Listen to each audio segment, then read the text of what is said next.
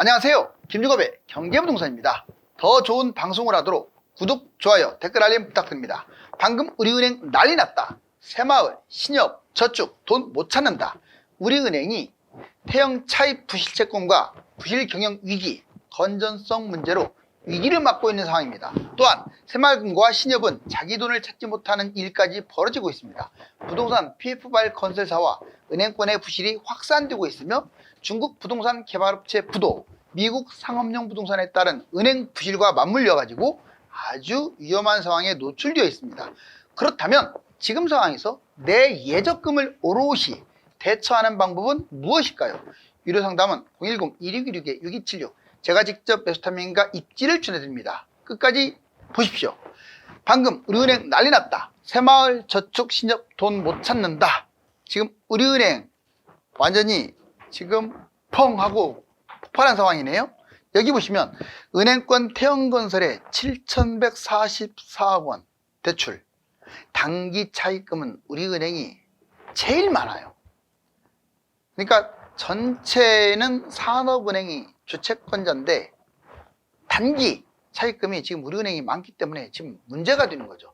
솔직히 말하면 태형만 그럴까요? 지금 몇 대 엄청 많잖아요. 한 대형 건설사부터 중소형 건설사까지. 그러면 이 은행이 여기저기에 관여해 있기 때문에 상당히 위험한 거죠. 태형 차입 부실채권, 태형건설 단기 차입금이 720원으로 가장 많고 해외 부실대출도 무려 1,184억 원이래요. 어마어마하네요. 1금융권에 당연히 1위고요. NPL이라고 3개월 이상 부실채권이 있습니다. 자, 6,770억이에요. 무려 27%로 1위. 그러니까 3개월 이상 부실채권 이 부분이 27%나 되죠. 자, 부실경영 위기. 파생상품 운용 과정에서 962억 손실. 회복이 불가능하죠. 이것은 2020년에도 DLF 판매 1,065억 손해배상금을 지급한 사례가 있습니다. 또한 은행에서는 1금융권에서 있을 수 없는 700억 횡령 손실, 구멍 뚫린 내부 통제, 바로 이 총체적인 부실 경영 위기도 있고요. 제일 중요한 이거 이제 건전성이 문제입니다. 이게 돈이 많이 들어가는 거라서.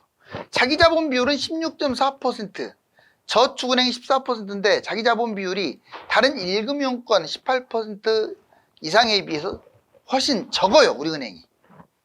굳이 건전성을 따지자면 우리은행이 꼴찌라고 할 수가 있겠죠. 자, 연체율 0.31%, 4대 은행 중에서 연체율이 제일 많아요. 꼴찌. 충당금도 꼴찌. 순이익 꼴찌 5.3%나 감소했어요. 무리한 경영 전략이 빚어낸 참사죠. 자, 그렇다고 해서 우리은행이 뭐 바로 부도난다는 뜻은 아닙니다. 이제 이러이러한 상황에서 부실 문제가 있다.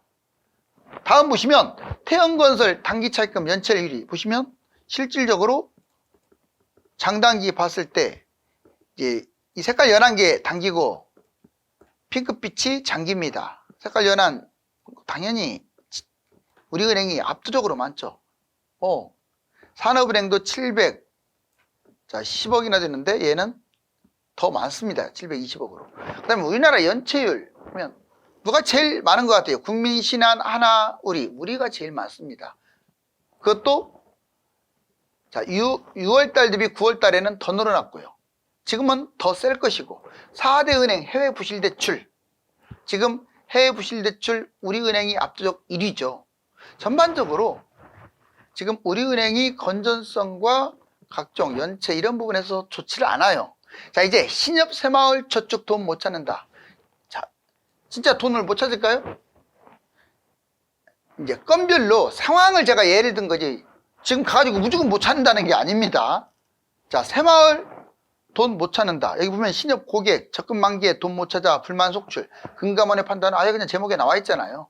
자, 새마을부터 알려보겠습니다. 자, 돈 못 찾아 일부 지점이 예금 인출 모두 소진돼 가지고 있을 수 없는 일인데 일부 지점이 돈을 못 준 거예요.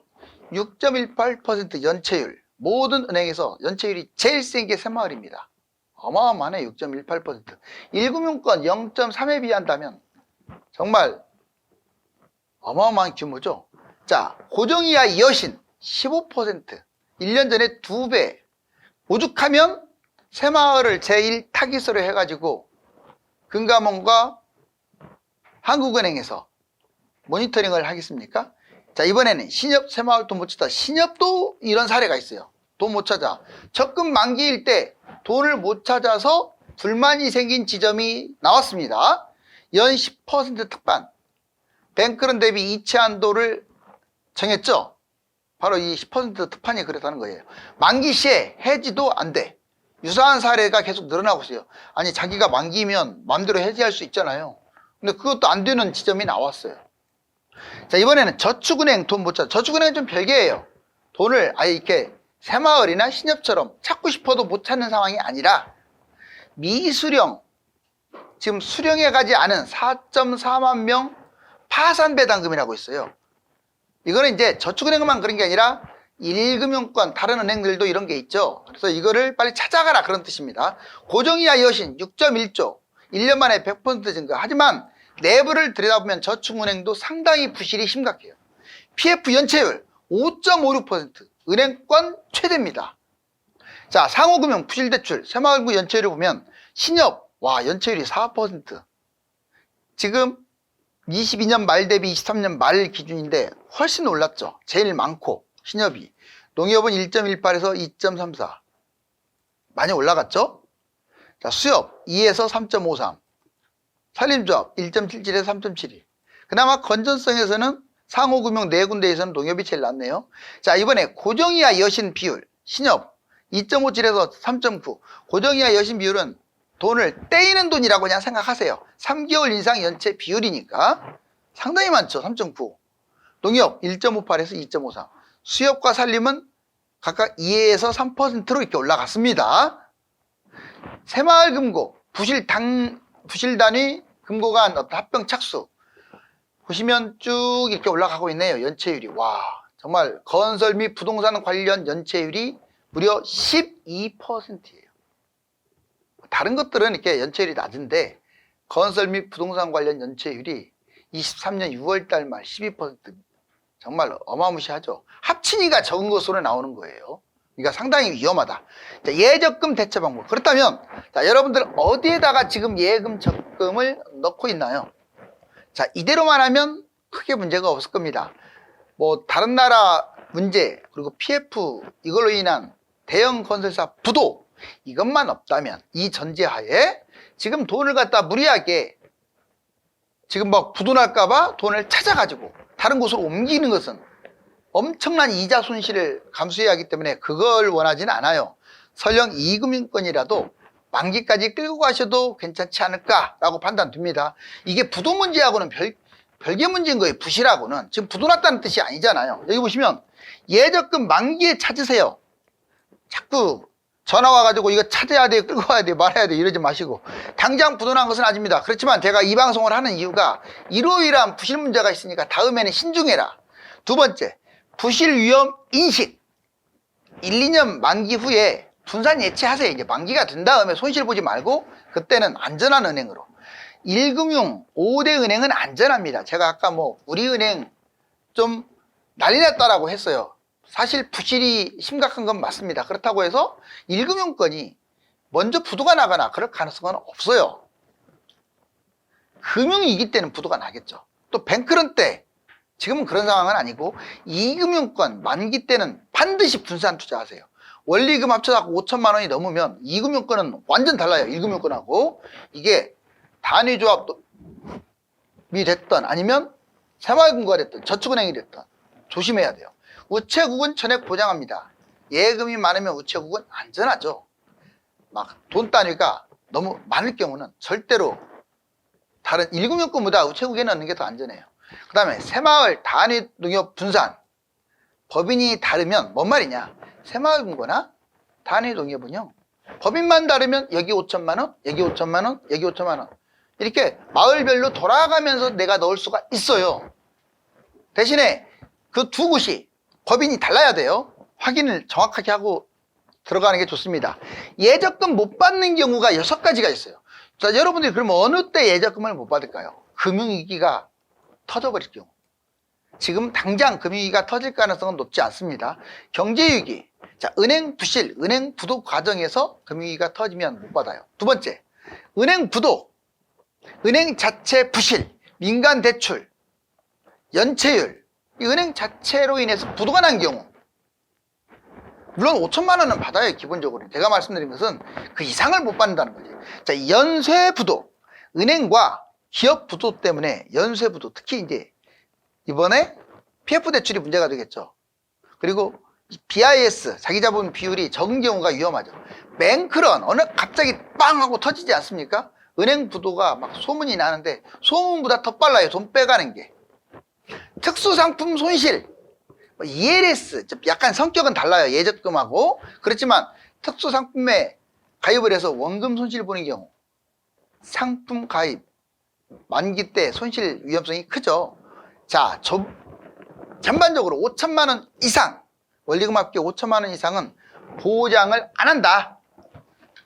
자, 이번에 1금융권 부분별 취약점도 같이 알아볼까요?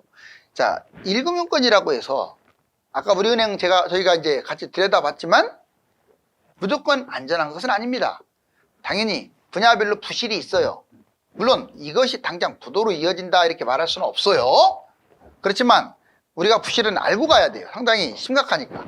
시중은행 작년 11월 연체율이 0.46%, 원래 0.2 정도 되는데 0.46, 건전성 경고 등. 그러니 2금융권은 얼마나 심각한지 알겠죠. 이거 보니까. 자, 1금융권 취약점, 우리은행은 방금 얘기했듯이 태형건설 단기차익금 720억 원은 가장 많고, 해외 부실대출 1184억 원, 1금융권 1위고, 자, NPL 3개월 이상 부실채권이 6770억 원으로 27% 1위고, 이번에 신한은행도 이런 문제가 있습니다. 대순충당금 무려 1조 1천억, 14.1%밖에 충당을 못했기 때문에 증감이 꼴찌입니다. 자, 고정이하 여신 잔액 9,061억 원, 196%. 역시 꼴찌예요. 나머지는 200에서 400%까지 짱짱한데. 자, 만약 은행 뱅크런 터진다면 우리은행보다도 신한은행이 더 위험할 수 있어요. PF 여부도 이제 PF로 인한 부도 있죠. 이 돌발 사항에도 상대적으로 취약합니다. 이제 우리은행과 신한은행은 각각의 문제점들이 하나씩 있죠. 자, 농협도 이제 단위조합 농협 말고 농협은행 말하는 거예요. 자, 건설업 대출 잔액 4.7조, 5조로 지금 상당히 많이 늘어났어요. 잔액이 2입니다. 개인사업자 대출 연체액이 874억에서 1438억 1위. 고정이하 여신, 이게 문제죠. 자, 1조 3920억 원으로 건전성 역시 위기에 해당됩니다. 자, 5대 은행 연체율, 대순충당금 추이. 먼저 시중 연체율 봤더니 농협이 지금 압도적이네요. 그렇죠? 그 다음이 이제 우리은행. 두 번째. 그 다음에 시중은행, 대구은행, 대순충당금 적립액. 퍼센트가 낮을수록 안 좋아요. 지금 보시면 우리은행이 14.3%, 신한은행이 14.1%, 둘이 앞서거니 뒤서거니 하고 있죠. 자, 이제 부동산 PF 위기. 만약에 이제 태형건설이 지금 이제 워크아웃이 됐는데, 그렇다면 어떤 일들이 벌어졌을까? 대형건설사 위험한 곳은 어디고, 금융권 어디가 위험하고, 정부는 어떤 특별관리를 하고 있고 경고를 하고 있고. 자, 먼저 태형건설 매각 출연 사업장 정리를 지금 어느 정도 진행하면서 지금 살얼음판을 가고 있는데 만만치 않습니다. 이 워크아웃 졸업이 옛날처럼 확 되는 게 아니에요. 이제는 본인들의 정말 피 같은 노력이 따라가야 할 거예요. PF 위기 대형건설, 롯데, 코오롱, 동부, 이 세 곳이 특히 위험하죠. 하나 더 친다면 뭐 신세계. 보통 이런 지금 소문이 돌고 있죠. 뭐 선거 끝나면 터질 게 터질 것이다, 이렇게. 뭐 그거야 소문이니까 좀 더 지켜봐야겠죠. 금융권 위험, 저축, 상호, 새마을, 증권. 정부가 PF를 강력하게 경고했습니다. 책임을 회피하는 것은, 그런 은행은 퇴출시켜버리겠다. 책임 회피 은행 퇴출. 와, 정말 강력한 발언이죠. 정부 특별관리 방안, 우발 채무, 금융, 민간 부채 이런 것들. 이제 경제위기 확산. 현재 가능성은 낮다. 태형 이후 건설사 위험한 세 곳. 증권가에 확산되는 PF 위기설. 동부, 신세계, 롯데 지금 불안하죠. 신세계 봤더니 자, 양천구 목도 시군권도 포기하고 미분양이 급증하고 공사 미수금 2,600억, 빌리브 1,700억, 사업 부진한데 부채 비율은 무려 470%로 폭증. 어마무시하네요. 자, 롯데건설, 하나증권에서도 혹평하듯이 태형건설과 너무나도 닮은 꼴, 대형건설사죠. 자, 1분기 만기 미착공 PF 규모가 3조 2천억, 그리고 4조 9,700억이 PF 우발 채무입니다. 상당히 오죽하면 지금 롯데건설 회장이 직접 나서가지고 건설사 문제를 해결하겠다라고 말했을까요? 자, 동부건설 2015년에 법정관리 한번 일어난 적이 있어요. 1년 9개월간 법정관리해서 졸업. 상당히 쉽지 않아요. 법정관리면 부도가 나는데 거의. 자, 순차입금 5천억, 부채 비율 206.3%. 그나마 롯데 신세계 코롱보다는 좀 나은 것 같아요. 자, GS와 함께 8개월 영업정지 먹은 게 좀 클 것 같고 용지 문제도 걸려 있습니다. 자, 이제 은행들이 쭉 있네요. 과연 자, 은행 부실이 어디까지 이어질까요? 지금 은행 부실이 있다고 해서 당장 부도가 난다거나 돈을 찾아야 한다는 뜻은 아닙니다. 그렇지만 부실 상황을 확실하게 짚고 넘어가야 합니다. 감사합니다.